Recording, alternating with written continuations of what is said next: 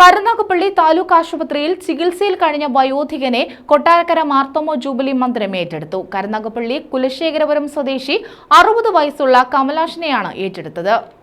കുലശേഖരപുരം പുന്നക്കുളം സ്വദേശി 60 വയസ്സുള്ള കമലാക്ഷന്റെ അവസ്ഥ സാമൂഹ്യ പ്രവർത്തകൻ സിദ്ദിഖ് മംഗലശ്ശേരി കൊല്ലം കൊട്ടാരക്കരയിൽ സ്ഥിതി ചെയ്യുന്ന മാർത്തോമ ജൂബിലി മന്ദിരം സൂപ്രണ്ട് ഫാദർ ഷിബു സാമുവലിനെയാണ് ആദ്യം അറിയിച്ചത്. തുടർന്ന് കരുനാഗപ്പള്ളി താലൂക്ക് ആശുപത്രി സൂപ്രണ്ട് ഡോക്ടർ അൽഫോൺസ് തോമസ് കമലാക്ഷന്റെ ചികിത്സാരേഖകൾ ജീവകാരുണ്യ പ്രവർത്തകനും സ്നേഹസ്പർശം വാട്സാപ്പ് കൂട്ടായ്മ കോർഡിനേറ്ററുമായ സിദ്ദിഖ് മംഗലശ്ശേരിക്ക് കൈമാറി.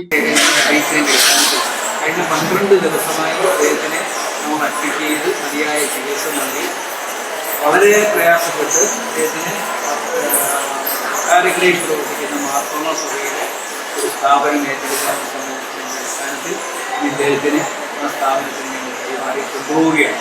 CPO Biju, ward member Yusuf, Snehasparsham അംഗങ്ങളായ ആന്റണി മരിയാൻ, റഫീഖ് വള്ളികുന്നം, ഷാൻ കരുനാഗപ്പള്ളി, ഉത്രാടം സുരേഷ്, പ്രഭ ചിറ്റൂർ, ലേഖ പന്മന, ശ്രീദേവി ദിലീപ്, സജീവ് മാമ്പറ എന്നിവർ സന്നിഹിതരായിരുന്നു. News bureau, Karunagappally.